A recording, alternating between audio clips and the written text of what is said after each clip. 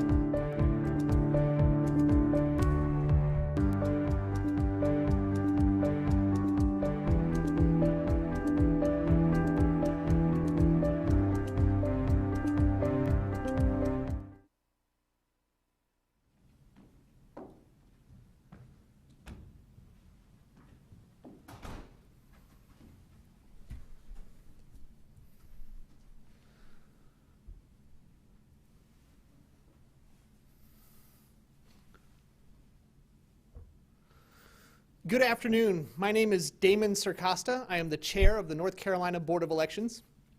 With me today is Karen Brinson-Bell, our executive director, and Caitlin Love, our general counsel. I am very pleased to report that North Carolina just conducted a record-breaking election. Over 74% of registered voters made their voice heard in our state. That number is simply astounding. Voters cast their ballots absentee by mail, during our early voting period, and on Election Day. As we continue to process the 5.5 million ballots, I want to thank the hard work and dedication of election workers from across the state. From our 30,000 poll workers to our county boards of elections and our permanent state staff, everyone met the challenges of record turnout during a global pandemic with unparalleled professionalism. Their work is not yet complete. In the coming days, state and county staff will complete their post-election procedures. These include processing ballots that were voted on or before Election Day, researching provisional ballots, and conducting audits and verification measures. This work will include county-level canvass meetings on November 13th and a state board certification meeting on November 24th. As has been our constant refrain this election season, our job is to get the count right, as fast as we can, but above all, correct. We anticipate that some of the questions that will come for us today will ask to prognosticate who will the eventual winners be. That is not our job. The voters of North Carolina, after all eligible ballots are counted, will make that determination. Now I'm going to turn it over to Executive Director Karen Brinson-Bell. Karen? Thank you, Mr. Chairman, and good afternoon. The actual casting of ballots has ended, but the election is not over. We want to explain what takes place now and throughout our canvass period until we certify the election and announce official results.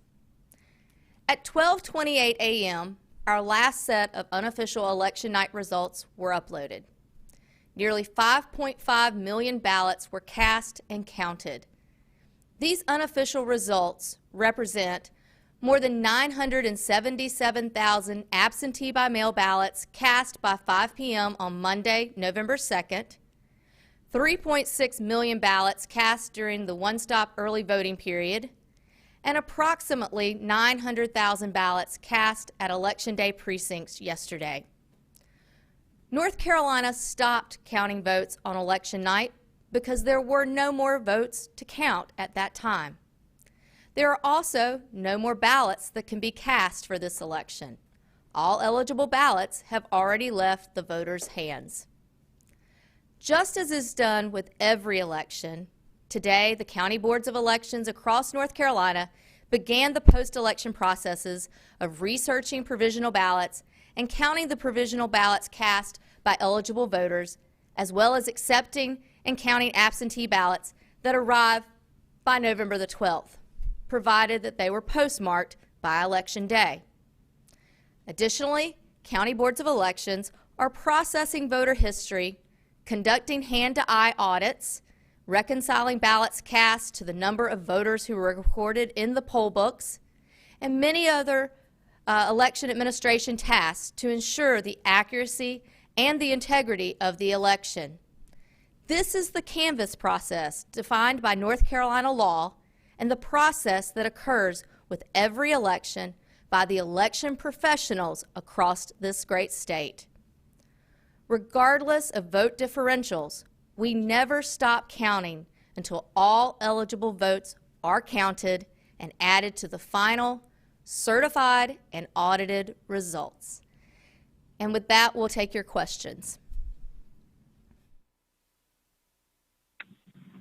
Our first question today is from Dewan Hogard with ABC 11 WTVD.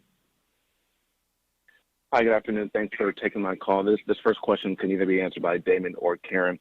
When you take a look at some of the counties in the state where, for example, Pasquotank County, there's a 49, or Nash County, a 49 vote difference between Joe Biden and Donald Trump, and albeit the numbers are unofficial, what does that say to you about the process that you all are going through in having to actually certify the election and go through your checks and balances?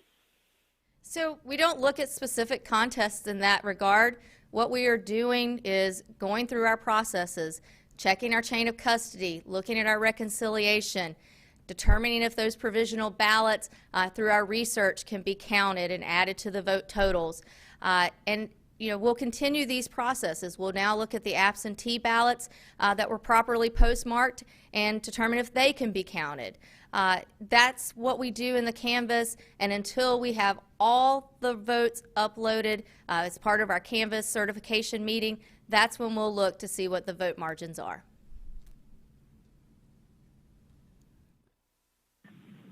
Our next question is from Jonathan Drew with the Associated Press. Hi, I was wondering if you could give us an update on the number of outstanding ballots, outstanding absentee ballots, which stood at 117,000 as of yesterday. And also, is there any number you can give us on provisional ballots statewide? Thank you. Yes. We are still collecting information on the provisional ballots. The counties have been sent a survey so that they can give us the count on the provisional ballots, and in compliance with Session Law 2020-17, we will have a report made publicly available by noon tomorrow at the latest. So we hope to have that as soon as possible. In terms of the absentee by mail ballots that were requested, but we do not have votes for those voters at this point in time, that is still at approximately 117,000. Because where we are now is that we have to watch for those ballots that may have been mailed back to the county boards of elections, ensure that they were properly postmarked. We also are going through the voter history process, which is a little lengthier because of the number of precincts that we have to process in order to get the voter history information to compare that to the absentee ballot requests. We have a follow-up from Jonathan Drew with Associated Press. Yes, I also wanted to ask, out of those 117,000, is there any way to use the ballot track system to see how many are currently in the mail or have been scanned in by the Postal Service? Thank you. We are looking into whether that is a number that we could give a accurate representation from. We have to remember that there are barcodes that would be scanned at a mail distribution center that might be smudged or not correct, might have become damaged somehow in the mail stream. We also, the Postal Service actually had a process whereby they were gathering locally mailed election mail and delivering it to the County Board of Elections if that mail was delivered or was mailed within the county. If it was being sent out of county, that still went through a distribution center. So we are looking to make sure that if we do utilize any of the ballot tracks information, if that's an accurate piece of information that we could provide before we would release that.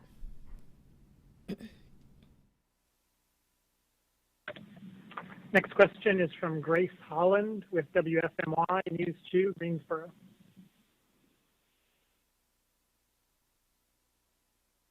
Hey, this is Grace Holland with WFMY News 2. How long is it going to take for ballots that we're receiving over the next few days to start being included into the count? So we have to keep in mind that we have notice requirements by our state laws in regards to when absentee board meetings may be held. Those were announced prior to the election. What we have found with most counties is that they will be conducting that meeting on November the 12th. That is also traditionally when many of the county boards would hold their provisional ballot counting meetings, which is the day before county canvass. At this point in time, we have very few exceptions in terms of counties that would be holding meetings outside of November the 12th or possibly just limiting it to November the 13th. We have a follow-up from Grace Holland, WFMY. Is it possible that North Carolina races, particularly the presidential race, which we are still waiting to be called, do you think that can be called before November the 12th with all these absentee ballots still out? Well, as our chairman said, we aren't in the practice of calling winners of elections. We count the ballots and certify the results, and that will determine the winners. Our next question is from Joe Bruno, WFOC-TV, Charlotte. Hey, thanks for taking my question. Do you have a master list of when all the counties are conducting that absentee ballot review meeting that you could provide or release?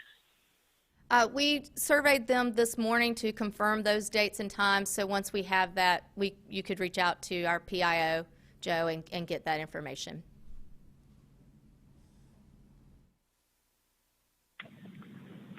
Next question is from Lecrae Mitchell with CBS News. That 117,000, that does not include voters who may have applied for an absentee ballot but then decided to person, right? I believe your question was, does the 117 approximate ballots include those who went and voted in person? It does not. We have well, let me say this. It does not include anyone who voted in person during the one-stop early voting period. It may include individuals who voted yesterday in person during Election Day, and until we complete the voter history process where we upload the poll book data, which in some counties is a manual process, we will not be able to reconcile those absentee ballot request numbers against those who voted on Election Day.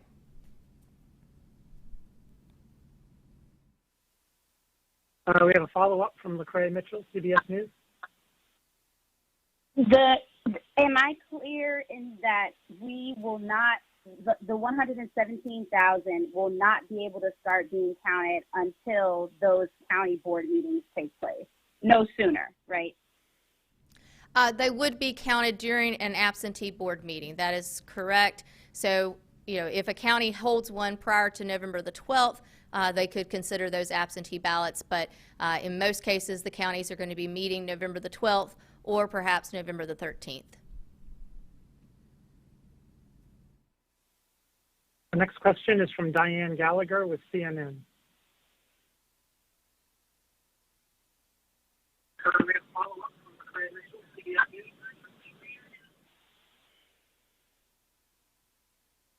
I'm not able to hear the question. Sorry, hopefully you can hear me now. Is there any, as far as provisional ballots, those will also be announced? I know that you post an amount of them, but results for those will not be fed in until the 12th, correct? Or until the 13th when they canvass? Yes, that is correct. The county boards will meet in order to consider provisional ballots, and in most cases that will either be the 12th or perhaps the 13th. We have a follow-up from Diane Gallagher. So it is safe to say that North Carolina's numbers are not going to move until November 13th. Very few exceptions would North Carolina's numbers move before the 12th or the 13th. That's correct. Our next question is from Kim King with WLOF-TV, Asheville.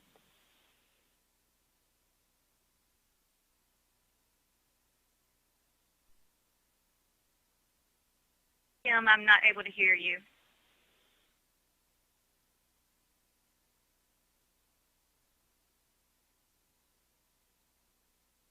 Kim King, WLOS-TV, are you there?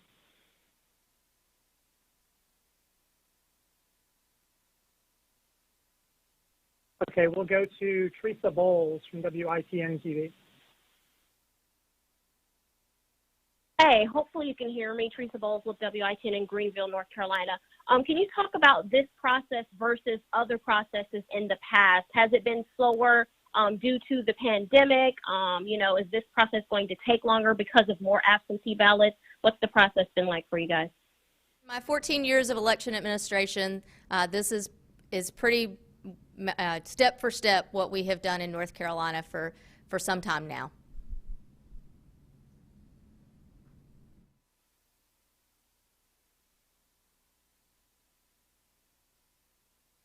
Our next question is from Paul Wolverton with the USA Today Network. Yes, hello. Regarding the outstanding absentee by mail ballots, do you guys have some data or history on like what percentage at this point would typically be returned? Because it seems unlikely that all of them will be coming back. We don't have a good comparison when it comes to absentee by mail ballots just because this is such an unusual year. Typically, we only see 3 to 5% of our ballots cast absentee by mail, and obviously we far exceeded that with this election. So I think a comparison would be difficult to make. In terms of our provisional ballots, we do know that in 2016, we had approximately 61,000 provisional ballots, and approximately 27,000 of those were counted. We have a follow-up from Paul Wolverton. Yes. Also, is there any litigation or other challenges pending now regarding this election from any of the campaigns or other organizations regarding how you guys are operating now? I'll ask our general counsel to speak to that.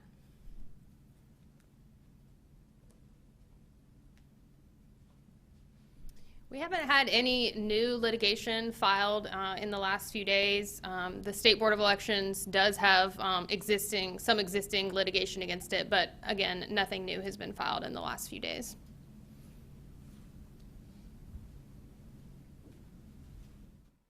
Our next question is from Brian Murphy with the News and Observer. Hi, I hope you can hear me. My question is about the 117,000. Will that number decrease? Will you publicize that number? Will you update that number as ballots come in? And will you update that number as you find people who did vote on election day? Yes, we actually can continue to update that number. Just recognize that you'll need to be patient. The voter history process, obviously, is, as I mentioned previously, it's a manual process for many counties as they don't use electronic poll books, so they have to scan each poll book form. And then in terms of the ballots, we certainly have to just monitor if they were postmarked yesterday, it's obviously going to be 2 to 3 days in the mail, most likely, before we'll see our first returned ballots if they were postmarked yesterday.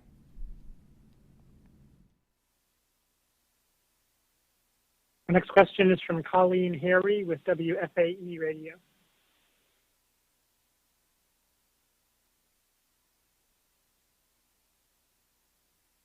Colleen, I'm not able to hear you.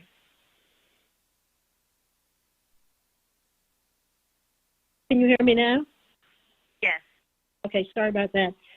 Could you clarify for me, in the beginning you mentioned 74%, which is a record for voter participation in the election. Can you clarify, was in-person early voting also record-setting, and absentee ballots mailed? Was that also record-setting? I can say that yes, it was record-setting for sure with our absentee by mail ballots at 977,000. In 2016, we did not even have 200,000 absentee by mail ballots cast. So historically, that is not a voting method that most North Carolinians have chosen. We were just shy of matching the 2016 numbers for one-stop early voting. Or actually, that's not correct. We did break a record. I was remembering that our ballots cast almost broke the whole entire 2016 election. So let me go back to just the one-stop part. We did break a record with one-stop early voting turnout this election. We have a follow-up from Colleen Harry with WFAE. Can you tell me how many North Carolinians requested absentee by mail ballots? And also, while I have you, was there a problem with Union County last night in getting their results? It seemed to have come in later than usual. I believe we can double check with our PIO, Pat Gannon. He can confirm for you the number of absentee by mail requests. I believe we ended at approximately 1.4 million requests, but I will let him confirm that for you. In terms of Union County, I don't want to go into play-by-plays on each county, but I can say that Union County was very deliberate in making sure that their results were accurate. This was their second statewide election utilizing brand new voting equipment, and so they were being just very methodical in their processes, and to that I say thank you for being consummate election professionals and ensuring accuracy. So nothing unusual occurred. They were just making sure of accuracy. Our next question is from Scott Cohn with CNBC. Hi, thank you. That 117,000, as that number decreases, as you talked about before, will you be breaking out the reasons that it's decreasing? In other words, people returning ballots, or as you go through the history and you find that people showed up and voted, will you be able to break that out as the number fluctuates? Honestly, we haven't had a conversation of whether we'll detail it to that degree. I'll leave that to our data communications team to determine how they're best able to provide that data. We have a follow-up from Scott Cohn, CNBC. Yeah, I also wanted to ask about provisional ballots. Presumably there are a lot more of them just because of the number of people that voted. Is it similar, just kind of in proportion to previous elections, and are there any sorts of trends and reasons that people were voting with provisional ballots? Any sort of color on that? Actually, it's probably too soon to determine what our provisional ballot number will be, as we are still surveying the counties. Yesterday was actually a low turnout for us on Election Day in terms of in-person voting, and therefore we may not see as many provisional ballots. It's not clear until we receive those. There are some different variables that could impact why someone would vote a provisional ballot. Sometimes it's as simple as they went to the precinct other than the one where they're registered, but they wanted to vote at that precinct, and so they were provided a provisional ballot. It may be that they did not appear in the poll book correctly, and so in order to rectify that situation, they would be provided with a provisional ballot. So there's several situations. Also, for the voting sites that we extended their hours, they also have provided provisional ballots. So we'll just have to see how everything, how the numbers shape out as we hear back from the counties.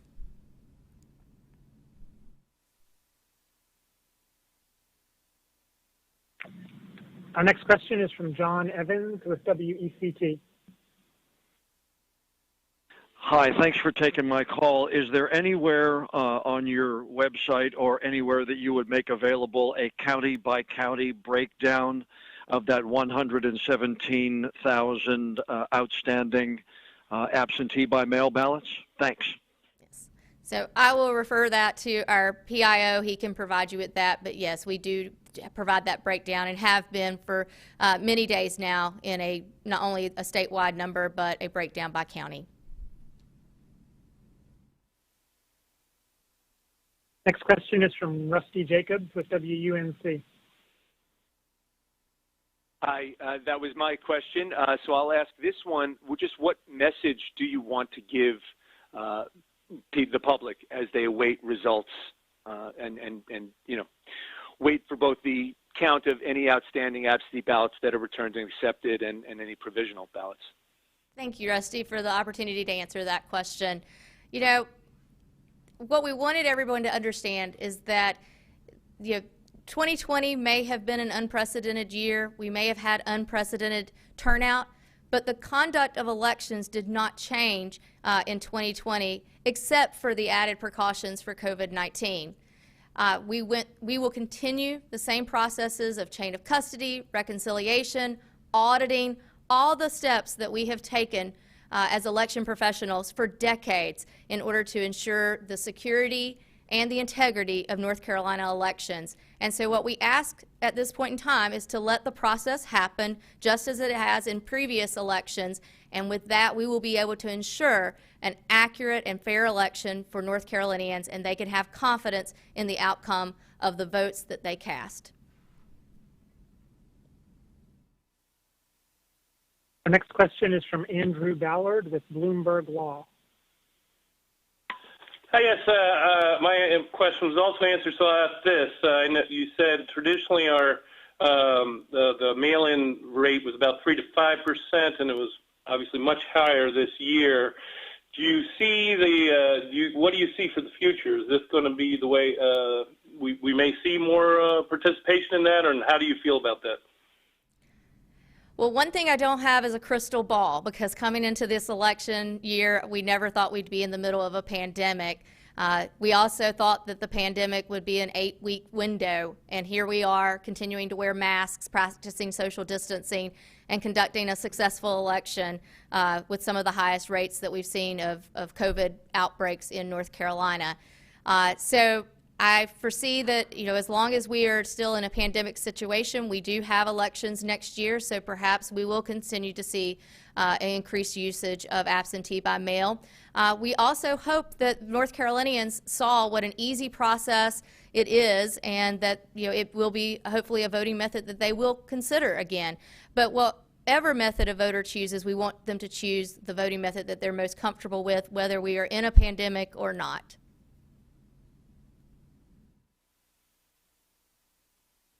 Next question is from Nick Oxner with WBTV.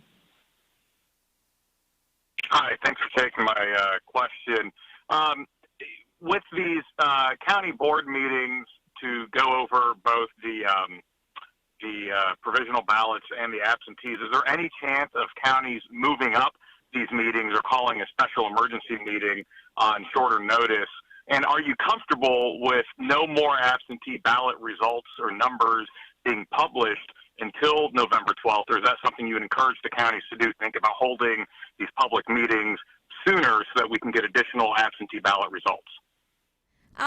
What I'd like to do, Nick, is to come back to the latter part of your question after our general counsel explains to everyone what our notice requirements are, particular to absentee ballot meetings. So General Statute 163-234 requires that county boards of elections notice these post-election day absentee meetings at least 2 weeks before election day. So that's what the law is. There is no ability to change when those absentee meetings are scheduled for at this point. So we follow the law, the county boards follow these processes, and that's what the law has been. So we're continuing, as the executive director has described, the same processes and the same schedules that the law has prescribed for a long time. So to the latter part of your question, Nick, it's not a situation where we can encourage them to have emergency meetings or special meetings. If they need to for other purposes, certainly, but we'll adhere to what the law provides us.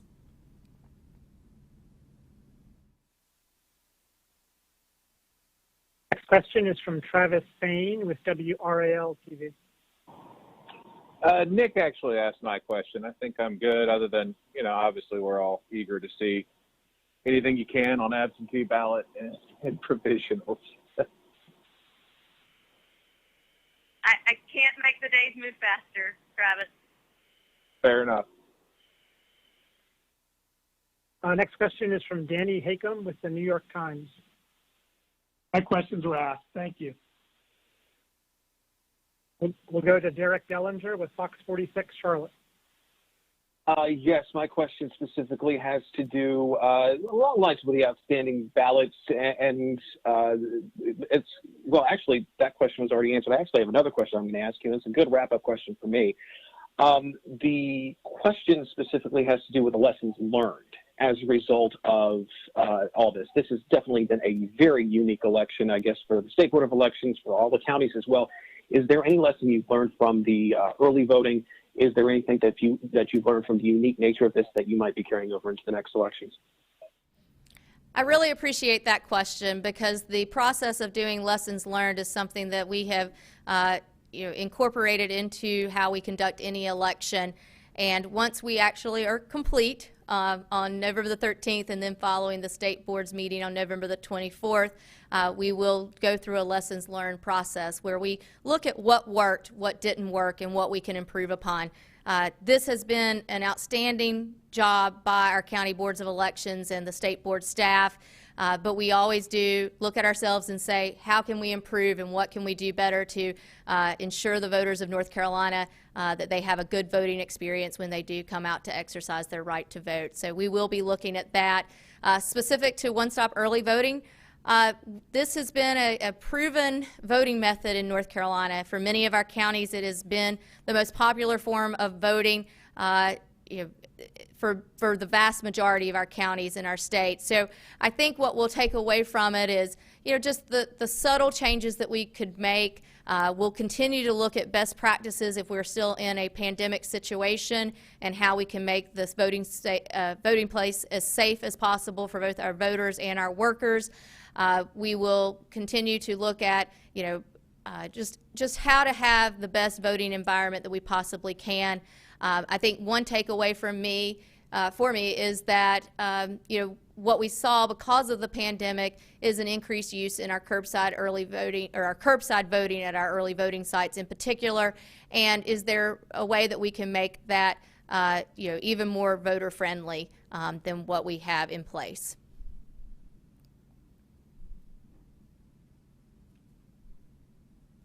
Our next question is from Garrett Bergquist with Spectrum News 1. Good afternoon, Director. We've got obviously several steps we got to go through here over the next week. What sorts of changes are the boards going to have to make in terms of their procedures for canvassing and all that sort of thing with regard to the COVID-19 pandemic, if anything? That's a very good question. They actually have been making modifications in order to conduct safe and healthy board meetings throughout this period.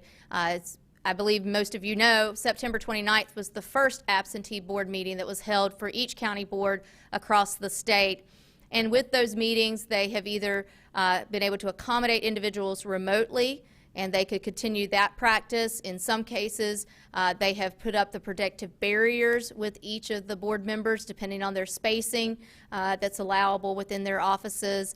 Certainly, they have been wearing masks and/or face shields in order to ensure that they themselves are protected, as well as the staff members. They've been wearing gloves quite often as they handle these documents. So things of that nature will be continued, as well as, depending on the layout or the design of the office, they will have to look at what's safe for the public and whether that has to be limited in terms of the number of individuals who can be in the offices, or if they'll have to attend remotely.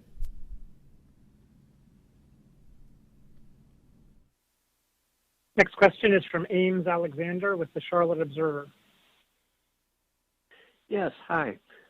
You all may be aware of the man in Union County who said he voted twice because he saw no indication that his first vote had been recorded. He voted early, or attempted to do so, on October 31st. I'm wondering if you can tell us how many reports or indications of double voting you've received, and I guess the follow-up question to that is what you think may have led to this problem. So I do not have an exact count. I know that the numbers were very small as I tracked incidents with the other state board team members yesterday. So it is a very small number of individuals that we are researching to determine if they did double vote or if there was any issue in how their ballots were processed. So I don't have that number for you at this time. So that I'll have to leave that question there. I believe you may have had a follow-up if you want to restate that. Oh, sure. Do you have any indication how this happened in Union County? What this man says is that he saw no indication on the State Board of Elections website that his first vote had been recorded, and then he went to the poll yesterday, and poll workers in Union County looked it up, couldn't see any indication that he voted, so they let him vote again. I don't want to get into the specifics of an individual voter, so we won't go into too much detail. There are a few instances. Some of this is about the in transit of the ballot arriving to the County Board of Elections, and when it would and the poll books being set up on election day. So we'll be researching that. We have an excellent investigations team who can help with that research, as well as the work that the county boards of elections will do in order to determine if there's an issue here that needs to be resolved. Next question is from Tina Terry with WSOC TV. Good afternoon, and thanks for taking our questions. At this point, do you know if any Democratic or Republican Party officials have requested to watch absentee ballot counting? And if so, will that take place? And when could it take place? And has that happened before? So our absentee board meetings are actually public meetings. So whether they're a representative of the party or members of the public who don't affiliate themselves with a party, those meetings are available for them to come and see the process taking place.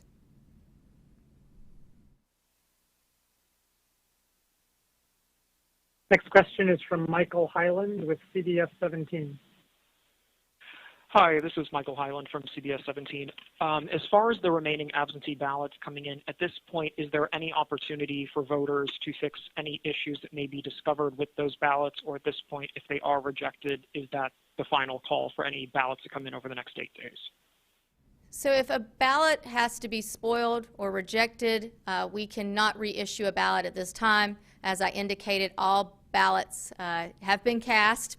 If there is a cure or a deficiency that can be cured or fixed, the county boards are able to send out those certificates. Correct, General Counsel? Thank you.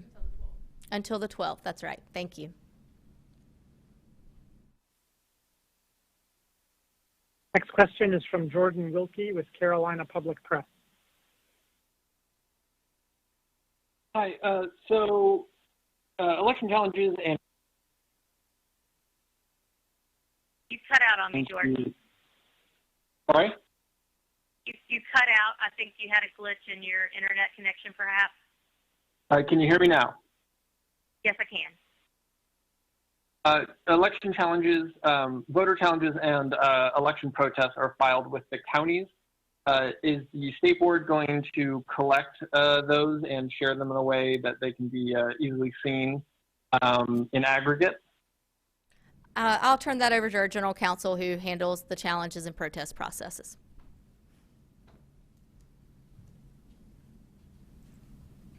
Hey, Jordan. So voter challenges, just to differentiate a challenge versus a protest, a voter challenges the eligibility of a single voter to either be registered to vote or to cast that ballot. And most challenges will have already been filed at this point. There's a very limited ability to file a voter challenge for an absentee ballot that comes in after Election Day at this time. Those are filed at the county level. The state board is not directly involved in the process of voter challenges, so we would not have information about individual voter challenges. Election protests are also filed at the county level, and those could be filed right around before or after the county canvass. If an election protest is appealed up to the state board, then the State Board of Election would consider that election protest. We do frequently receive copies of elections protests from counties, and so if you wanted to make a request for any that we had received, that's something that could be considered at that time, but we don't have any election protests that have been received at this time. We have a follow-up from Jordan Wilkie.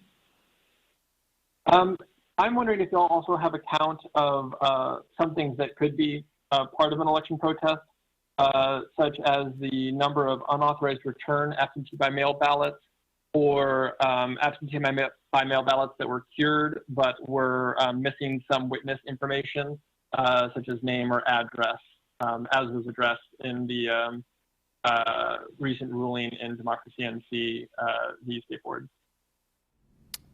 I'm not sure if I completely understand your question. Was it whether somebody could file a challenge of an absentee envelope and then that could be an election protest? Can you restate that? These are things that may garner additional scrutiny, and that is, given previous statements by people observing the election, unauthorized returns of absentee by mail ballots, people turning in those ballots though they were not authorized to do so, and witness information that is missing on some of the absentee by mail ballots that have been cured. Those are things that have garnered extra attention by people watching the election. And I'm wondering if y'all have a particular count of those potentially questionable by mail ballots,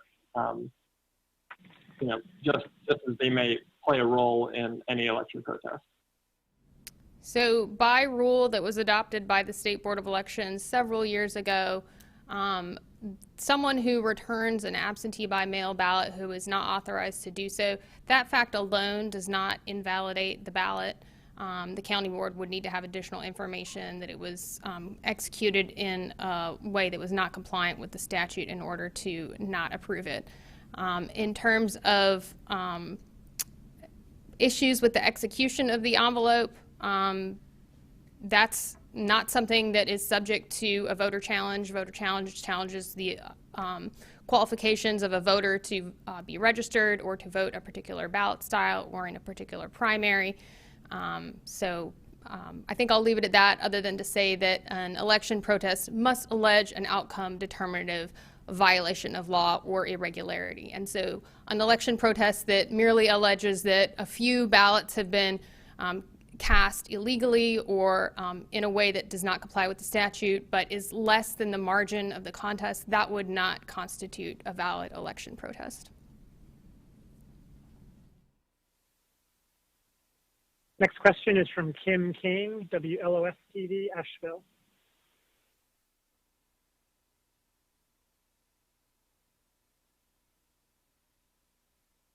Not able to hear you, Kim. Sorry. I apologize for the problems earlier. Can you hear me now? Yes, I can. Okay. I apologize because we were having some problems with the connection that I didn't quite hear everything. If you would be so kind as to just go over for us one more time the 117 absentee ballots. I understand you're waiting for those to come in. There are 8 days for those to come in. On your website, though, there is a bar chart that shows ballots cast, 74.56%, over 5 million out of 7 million. Could you explain that for me, just to clarify what that means, even though 100% of the precincts have reported?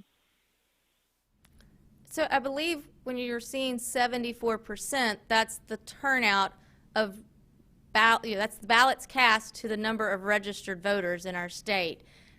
So that's what 74% represents, is how many of our registered voters participated in this election. Obviously, as we count other ballots potentially, that number could go up, as we would then have more voters who are participating in the election. That's a separate statistic or calculation from the 117 ballots that were requested, but we have not had returned to us. We may see a situation where an individual does not return that to us. They may have voted yesterday during the election, and as we work through our voter history, we will be able to reduce that number, because those would be individuals who did go and vote in person. We may be able to reduce that number as well because someone returns that in the mail and was properly postmarked by yesterday, Election Day.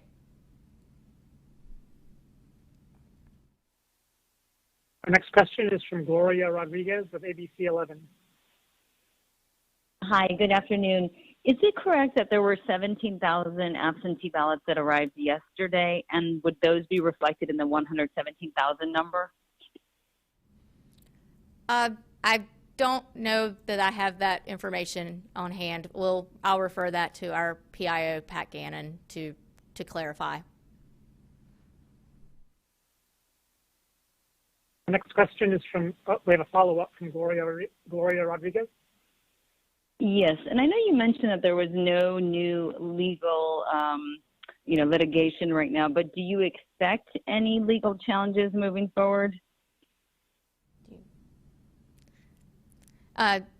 General Counsel is indicating that that's not something, again, we don't have a crystal ball. There's always the possibility, but at this time we are not aware of any pending or proposed litigation. Next question is from Laura Braish with WFAE La Noticia in Charlotte. Hi there. I just wanted to check in and see when you guys may have kind of an idea or preliminary data on the number, or I guess racial and ethnic breakdown of voters here in North Carolina. So demographic information is compiled once we have completed voter history. I want to just point out to everyone that when we're in a one-stop early voting situation, we're able to upload data every night, and we're only dealing with hundreds of polling places or voting sites during that one-stop early voting period. We had fewer than 500 sites, 471 I believe is the exact number. That's very manageable.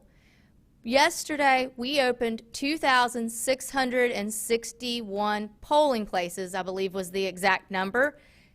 That's how many sites we have to upload data from.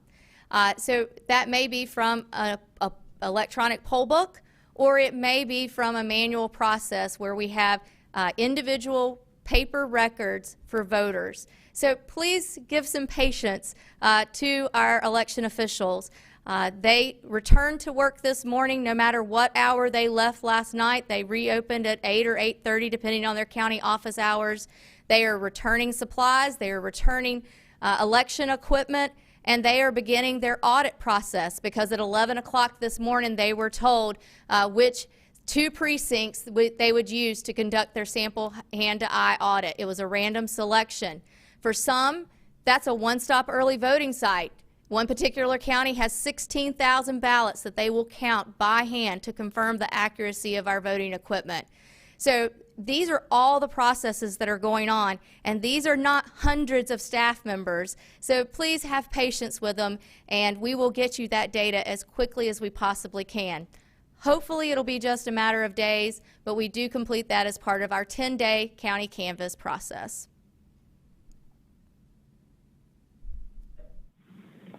Next question is from Tanya Simpson with ABC News.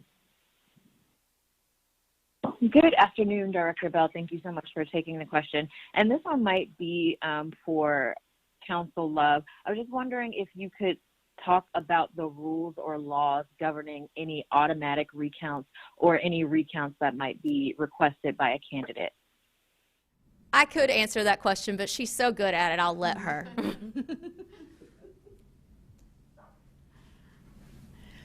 There are two kinds of recounts in North Carolina. There are mandatory recounts and discretionary recounts. A mandatory recount is when a runner-up candidate is within a certain margin of the contest being very close. And mandatory means that if the candidate asks for it, they get it. And they don't have to pay for it in North Carolina. The cost is borne by the Board of Elections. For a statewide contest, the margin to demand a recount is 10,000 votes. And for other contests, it's 1%. There are also discretionary recounts, and that's when the County Board of Elections or even the State Board of Elections could determine that in order to ensure the accuracy and reliability of the vote count, they will perform a discretionary recount.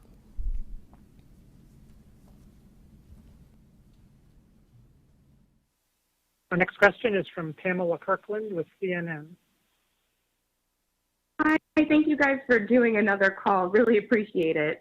I had a question about something that came up during a federal court hearing earlier today about U.S. Postal Service delays.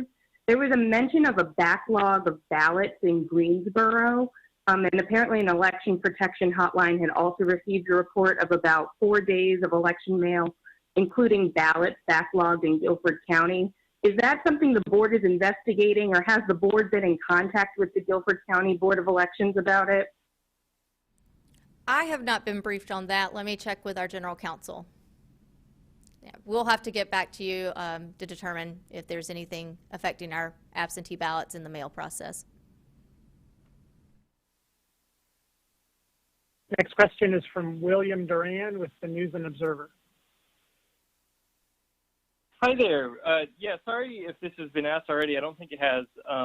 But on absentee ballot, mail-in ballots that had to be rejected, for issues with signatures or whatever else, do y'all have a number yet on how many rejections there were? And also, is there still time for voters to fix any of those issues if they get contacted by the state, or is that deadline done and gone?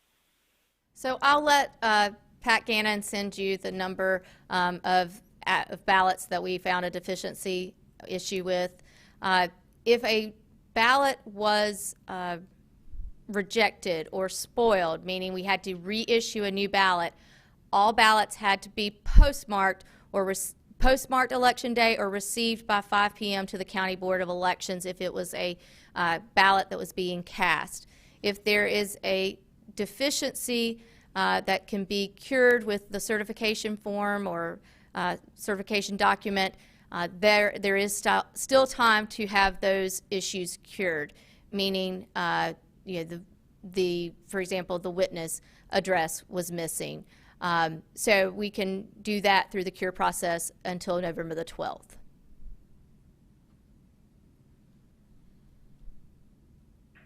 And our final question today is from Lecrae Mitchell with CBS News. I was asking about Greensboro. So just to be clear, you all don't have information on that backlog at the time, right? Or at this moment? Was that about the Postal Service? If that's the case, no, I do not have a specific report on that at this time. Okay, thank you. Thank you.